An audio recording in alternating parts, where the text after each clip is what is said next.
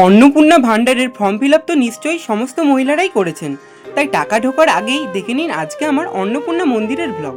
কিন্তু দক্ষিণেশ্বর মন্দিরের ছবি দেখিয়ে কেন অন্নপূর্ণা মন্দির বলছি তা জানতে হলে ভিডিওটি শেষ পর্যন্ত অবশ্যই দেখতে হবে। তো ভিডিওটা শুরু করা যাক। তো সেই দিন আমরা কলেজ থেকেই চলে যাই মায়ের দর্শন করতে। আর যেহেতু মন্দিরটি ব্যারাকপুরে অবস্থিত, তাই আমরা প্রথমে সোদপুর স্টেশন থেকে ট্রেনে করে ব্যারাকপুর স্টেশনে পৌঁছাই এবং সেখান থেকে টোটোতে করে মায়ের মন্দিরে এসে পৌঁছাই। এটা হচ্ছে মা অন্নপূর্ণার মূল মন্দির। মন্দিরটি উত্তর চব্বিশ পরগনার ব্যারাকপুর টিটাগড়ের চানক নামক স্থানে রানী রাসমণি ঘাটের তীরে অবস্থিত। এটি 1875 সালে রানী রাসমণির কনিষ্ঠ কন্যা জগদম্বা দেবী প্রতিষ্ঠা করেন। দক্ষিণেশ্বরের ভবতারিণী মন্দিরের আদলে নির্মিত এই মন্দিরটি হুবহু সেই মন্দিরের প্রতিরূপ হওয়ায় এই মন্দিরটি মিনি দক্ষিণেশ্বর বা দ্বিতীয় দক্ষিণেশ্বর নামেও পরিচিত। শিব মন্দিরের তো দক্ষিণেশ্বরের সাথে এই মন্দিরের একটাই পার্থক্য, দক্ষিণেশ্বরে যেমন 12টা শিব মন্দির আছে, এখানে এইদিকে 3টা এবং ওইদিকে 3টা, 6টা শিব মন্দির রয়েছে।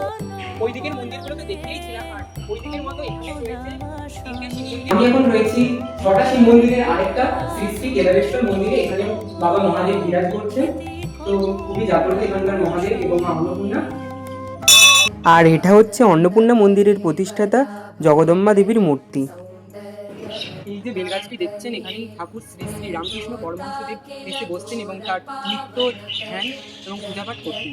এই অন্নপূর্ণা মন্দিরের মা অন্নপূর্ণার বিগ্রহটি সোনার এবং বাবা মহাদেবের বিগ্রহটি রূপোর নির্মিত। মন্দিরে কিছুক্ষণ বসার পরে মায়ের আরতি শুরু হয়ে যায় এবং আমরা আরতি দেখে নিই। আমরা তো মা অন্নপূর্ণার মন্দিরে এলাম। আমার বন্ধুদেরকে কেমন লাগলো এই মায়ের মন্দির তা আমি আমার বন্ধুদের কাছ থেকেই জেনে নেব। বল তোরা কেমন লাগলো আজকে মন্দিরে ঘুরতে এসে? মন্দিরটা খুবই ভালো লাগলো, খুব সুন্দর মন্দির। এই নিয়ে আমি এই অন্নপূর্ণা মন্দিরে দ্বিতীয়বার এলাম। আর একদম দক্ষিণেশ্বরের স্ট্রাকচারের মন্দির, তো শিব মন্দির কালী মানে মেন মন্দিরটা পুরো একদম দক্ষিণেশ্বরের মতো, ওই জন্য খুবই সুন্দর লাগে। একটা আর্কিটেকচারাল যে একটা বিউটি আছে সেটা খুব এক্সপিরিয়েন্স করি এইখানে। তাছাড়া এত প্রাকৃতিক সৌন্দর্য, গাছপালা, পাখি খুব ভালো লাগে। প্রকৃতি আর ঈশ্বরের যেখানে মিলন হয় সেখানে আসল ধর্ম।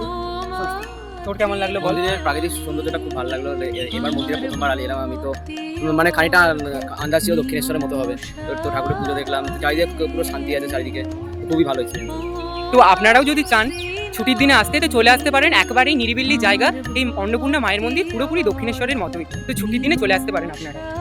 আমরা তারপর মাকে প্রণাম জানিয়ে মন্দির সংলগ্ন রাসমণি ঘাটে চলে যাই এবং সেখান থেকে গান্ধী ঘাটে চলে যাই এবং সর্বশেষে জগন্নাথ মন্দির দর্শন করে আমরা বাড়ির পথে রওনা দিই।